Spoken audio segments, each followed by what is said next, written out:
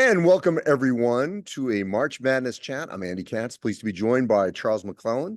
He is the NCAA Men's Basketball Tournament Selection Committee Chair for this season for the 2024 tournament. In his day job, he is the commissioner of the SWAC. Charles, day one, what does the committee want to accomplish in its first meeting as it puts together the bracket, the selections, and the seeding? What does it want to accomplish on day one? Well, day one, Andy, is an exciting day. All 12 committee members are here, staff. So the first line of order is for us to get in, get acclimated to our surroundings, and get all of our information together. But one thing that will be significant on day one, we will start putting teams into the tournament. What is different this year than what's in the past, we normally could put up to 36 teams on that at-large board. Now that maximum is 24, and then we'll have several others under consideration board. So that will be significant for today. As you know, Champ Week has already started. We've already seen some automatic berths, and the sort of the power conferences really get going Wednesday on. Obviously, some start on Tuesday. But what is the committee really looking for in some of these conference tournaments? Well, we're looking for the same thing that we look for in the regular season: consistency, what those teams bring to the table.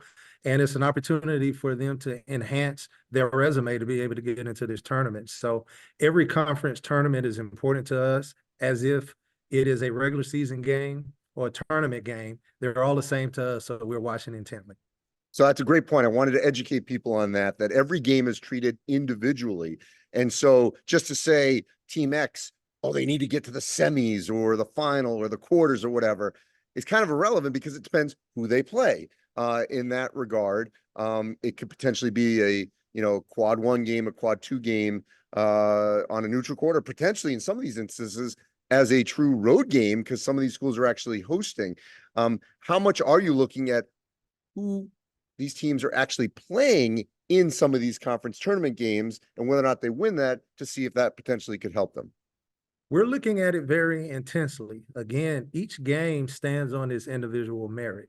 So if it's a quad one opportunity or quad two opportunity, it's the same in the tournament as it is in the regular season. And it's an opportunity for teams to enhance their resume. So these games are important, and we will be watching. The top 16 reveal was in mid-February. Obviously, a number of these teams have stayed consistent, notably, Purdue, Houston, UConn. Obviously, Carolina and Tennessee have had great seasons. When you look back at the top 16 that this committee produced then, how good do you feel about, overall? We don't know exactly where yet. We'll wait till Sunday, but overall, where those teams are at, almost a month later. Well, a lot of those teams in that top 16 unveil have continued to be consistent. Some have not. One of the things that we like about that process is that Saturday after the top 16 unveil, we tear the sheets up and we start all over. So we'll find out here shortly once we get into the process. But I can tell you, it's been an unprecedented year, a lot of upsets, a lot of road wins. So we're excited to be able to get in, dive in, and see what the bracket unveils. And last question here. I just want to make sure everyone fully understands this because I keep saying it, but I want to hear you say it as well, that conference finish, first, second, third, whether you won the title, whatever, that's out there, but it's not necessarily highlighted on the resume. It matters, but where does that even fit in if a team, because we've seen this before where a team wins a regular season title, they don't win the AQ, and they don't get in for whatever reason. Where do you put any kind of emphasis on a regular season championship? Again, we look at those games, we look at championships, but we stay true to our principles. And our principles talks about, again, what we've talked about on this show: where you played, who you played, and what you did in those ball games. So we're going to take the entirety of the season. We don't necessarily have a matrix or a ding on the sheet that says, hey, they were regular season champions. It is the entire season. The consistency of those teams is what we will be evaluating, and that will get you into the tournament or it will keep you out. All right. Well, enjoy watching all these games, putting this thing together.